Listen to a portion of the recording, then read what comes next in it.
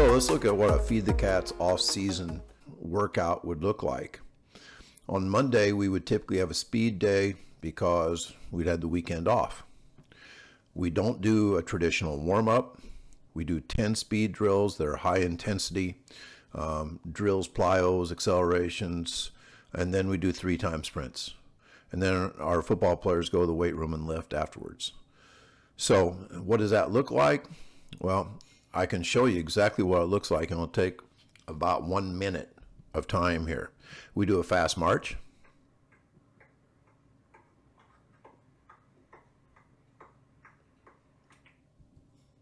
We do A-skips.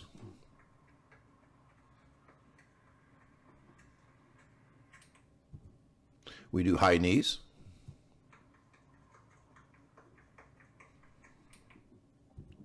We do box jumps. And when I say box jumps, we're jumping over 5 imaginary boxes, and we try to bounce off the ground, really react to the ground.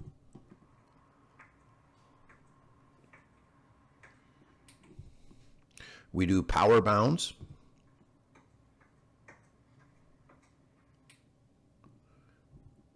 We do prime times. These are just straight-legged bounds, and we do one of them will be short steps and one will be longer.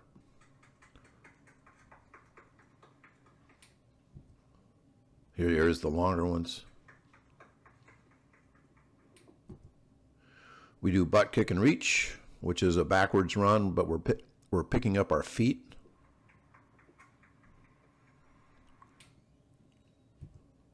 And then we do 1 acceleration to max speed. And we will, what we call split and rip with our arms, and we'll push, push, push with our feet. Split, rip. And those are our 10 speed drills. Now, what you didn't see there is the 30 to 40 seconds of recovery between each one, and that space is filled with coaching. That's when this is my time when I coach mechanics, technique, focus, intention, all those things. So typically our 2 favorite things to do is the 10-meter fly and the 40-yard dash. And in this video, you'll see how similar they look. He's going to take about a 30-meter run-in to a 10-meter free lap fly.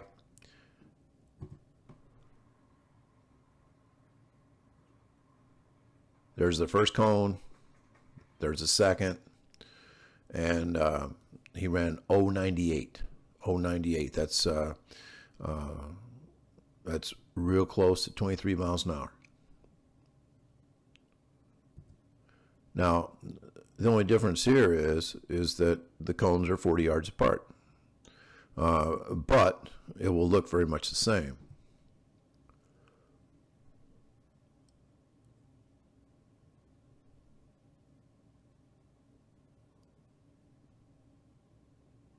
That's it. We'll have 3 timed runs all together. So we do our 10 speed drills, 3 timed runs. What you didn't see there is the 5 minutes recovery time in between each one. If you want to know more about our speed days, that's the subject of the first course in this series, and that was called the speed workout. So on Tuesdays, we do what we call X Factor days, where we do alternative speed exercises. Plyos, strength stuff, wickets, hip mobility, just new shit, things I have a reasonable hunch of having a positive effect on sprinting. We go 100% intensity, very low dose, very high recovery. And then our football players go and lift weights. So you can tell these 2 workouts are a lot different than Clyde Hart's Monday and Tuesday in the off season. So Wednesday, man, it's a repeat of Monday. Just a repeat. Very repetitive. Why do we accept being repetitive? You have to repeat things that really matter. And fast, spiked up sprinting, where we're recording, ranking, publishing those times, that's the key. And then, of course, remember the football players go and lift afterwards. Our Thursday is a repeat of Tuesday. But even though it's a repeat, it's not the same. The drills change because we're repetitive on Monday, Wednesday. We are very adaptive on Tuesday and Thursday. So it's the same as Tuesday, but it's also totally different. The same thing, it's the same because we call it X Factor.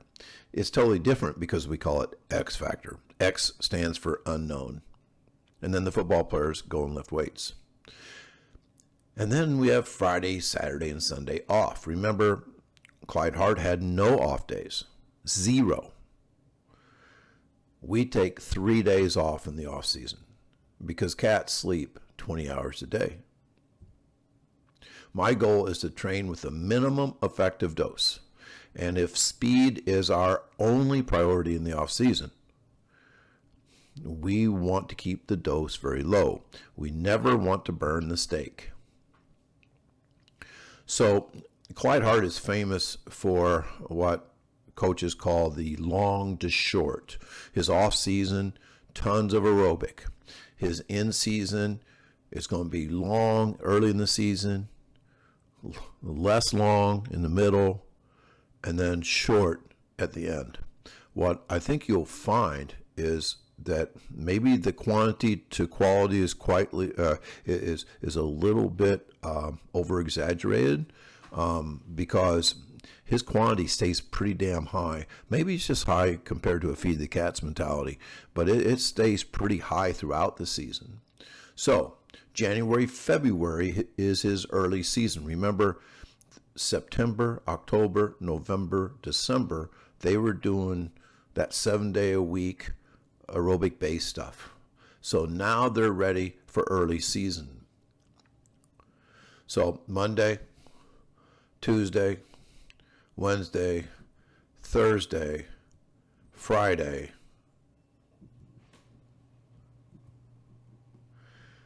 0 days off.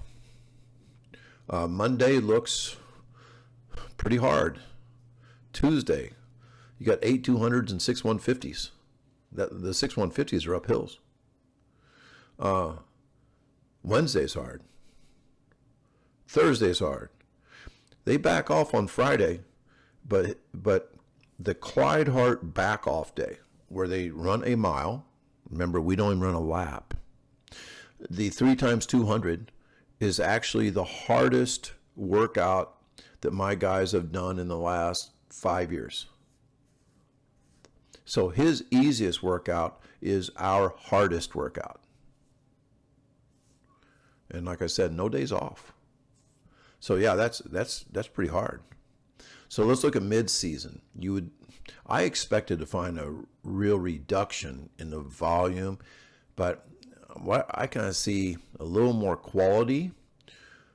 I realized that the Tuesday workout, instead of being 8 200s, they're like 6 200s at 26 seconds. Remember, that's still not a sprint. That's still not a sprint. Matter of fact, you won't see sprinting in any of the Clyde Hart workouts. That's even here on Thursday, 3 times 200 at 26, 25, 24. A 24-second 200 is a 48-second 400. And we're talking about all of his numbers are based on his typical quarter miler who was running a 46. So even this fast workout on Thursday is still not sprinting. It is a sub-max 400-meter pace. They are never pushing absolute speeds. Once again, the day before a meet, they're still going 3 times 200. So no days off. We're going to work every day from September throughout, now it's March and April. No days off, no sprinting, lots of repetitions. So now this is the championship season, May, June. Still, once again, that's quality. You're doing 450 meters at 50 seconds, but that's still a hard day. 4 times 300 is a hard day, especially if you follow it up by 4 times 200. Wednesday, they've definitely backed off. And they've definitely improved their quality. So I can see why it's called long to short. It's just so long still compared to what we do. On Thursday, they run another mile. They run a mile every day. They do 4 speed makers. That's like a in and out type thing. And that's definitely a back off day. Here's a back off day. Instead of doing 3 200s, they do 2 the day before the big meet. They're still working 7 days a week.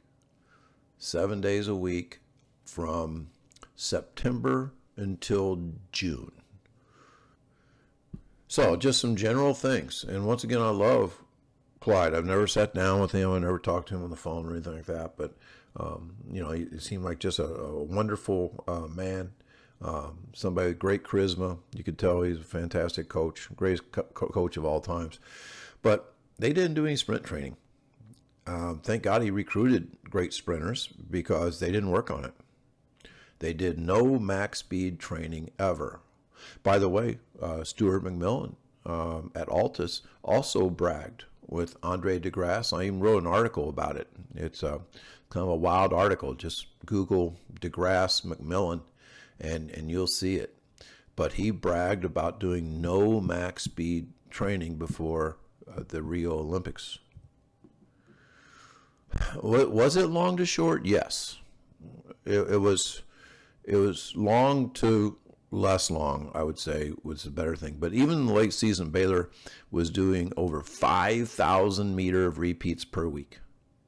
5,000 meters of repeats per week, and that's the equivalent of 25 times 200 per week. That's still a lot of volume, and that's not counting the mile before practice every day. And what I want you to think about right now is think about doing that with kids that come into your program slow and uncoached in terms of being a sprinter. Or maybe you're talking about somebody who can dunk a basketball as a freshman, who's thinking about coming out for track or maybe not coming out for track. Probably not. He's a basketball player, right? Well, as soon as he sees what your workouts are, if you're a Clyde Hart guy, he's not coming out. You're just not going to have that guy.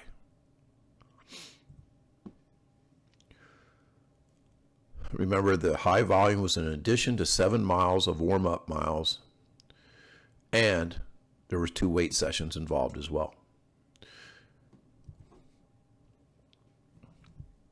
And there's no days off. So I'm not giving you this stuff to make fun of Clyde Hart. I'm telling you this stuff to really show you how crazy the Feed the Cats approach is. The model that was created as the anti-Clyde Hart model is truly different. And there's no overlap. If it was a Venn diagram, the 2 circles would be about 10 miles apart. So this is what we do in the season. We try to sprint further while staying happy and healthy. This is not easy. We have to really, really work at doing this. It's a little, we need to review some things about Feed the Cats here. One of the things I believe that moderate exercise never leads to high performance. Sprinting should replace running, and we'll never run a lap in practice. I believe you should never let today ruin tomorrow. You never burn the steak. I believe that tired is the enemy, not the goal. Our goal is to create racehorses, not workhorses. I would much rather my guys be 100% healthy and 80% in shape than the other way around. I believe we can get aerobically fit by crowding together anaerobic work. I believe the aerobic focus interferes with maintaining and increasing speed. So you're not going to see any aerobic focused work ever in a Feed the Cats 400 meter program. We eliminate conditioning. We don't even say it. We eliminate the words in shape. We eliminate the words general fitness. We want to practice fast and intense, not long and hard. I believe in the Pareto principle that says that 20% of your work will typically give you 80% of your results. So you should always be looking at what you can eliminate. We practice the disciplined pursuit of less. One of my catchphrases is do less, achieve more. That's why our typical practice lasts about 45 minutes. And then the foundation of high performance is rest, recovery, and sleep. Yes, we will take days off.